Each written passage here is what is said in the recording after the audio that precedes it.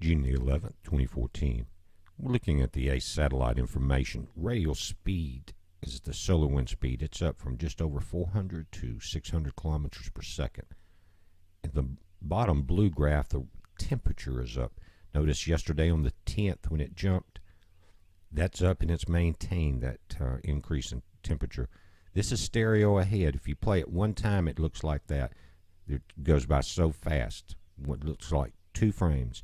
But it's several, and what's happening is the optics are being overloaded.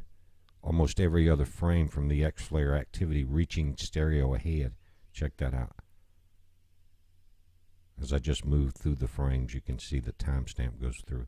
And a lot of energy, guys. This is not Earth-facing. Stereo ahead is ahead of Earth in orbit. Now we're going to stereo behind, and it's not taking the optic bashing that A is, and we're able to see some of the energy involved in today's event. First, you're seeing the initial blast from the X-flare. Then you're seeing the coronal mass ejection in top right. We'll have more images of this coming from this satellite later in the day. This is Earth-facing LASCO C2. As it goes through, this is the 10th yesterday, our triple X flares, the 11th. We'll see the flare today. Now again, remember yesterday we just saw the initial pulse like this on LASCO C2. Then later in the day, in a few hours, we had the coronal mass ejection. We're just seeing the pulse here from that X flare. We'll see the newer images come in, and you'll see that explosion just like the images yesterday, guys. Switch back to the Earth-facing SDO images. You can see that the sunspots are continuing to be both in the northern and southern hemisphere of the sun as Comet Jacques comes around, and this is what we're looking at. Notice in the last couple frames there at the bottom that it looks like the tail gets completely cut off from that last solar flare as it comes across. Watch that. That's stripping energy back.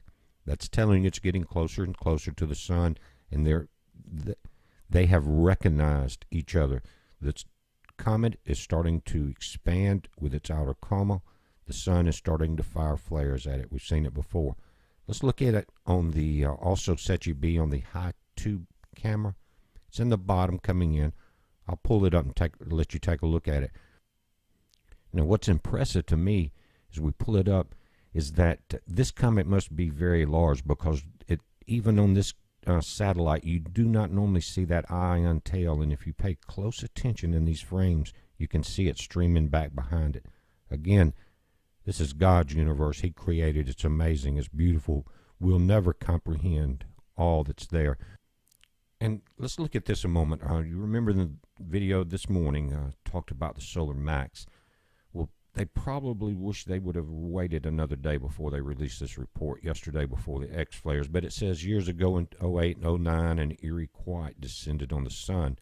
The sunspot counts dropped to historically low levels, and solar flares ceased altogether as the longest and deepest solar minimum in a century unfolded. They can stop worrying us back, said Dean Personnel of the Goddard Space Flight Center. Check this out. That graph, guys, is deceiving because we are not at solar max. They've got it going down, and you can't turn your graph down until we get there. We're not there. That's a deceiving graph. Look at we've had 4 X flares in 24 hours.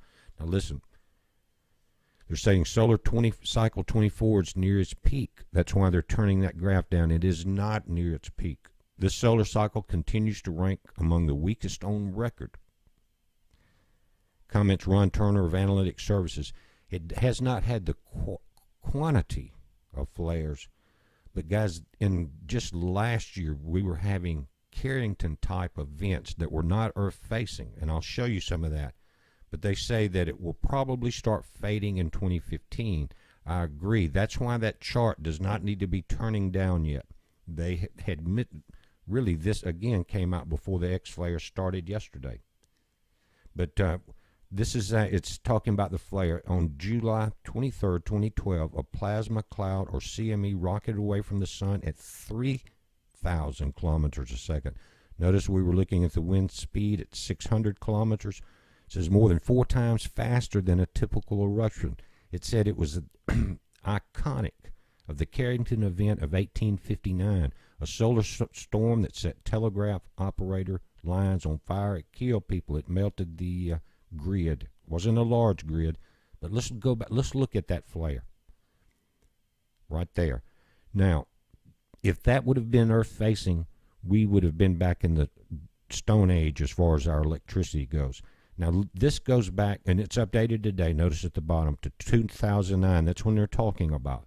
It's spotless days. 2009, 260 days we didn't have a sunspot. 2010, notice that changed quickly. 2011, only 2 days with it. And so for the last 3 years, 2012, 13, and 14, we've had 0 days without a sunspot. Now, what concerns me about the early dismissing of this solar maximum is that, what did they say back in 2009, and then that period, it was the calmest solar minimum that we've ever seen in 100 years, the calm before the storm.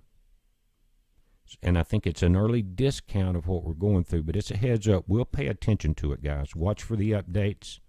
Be safe.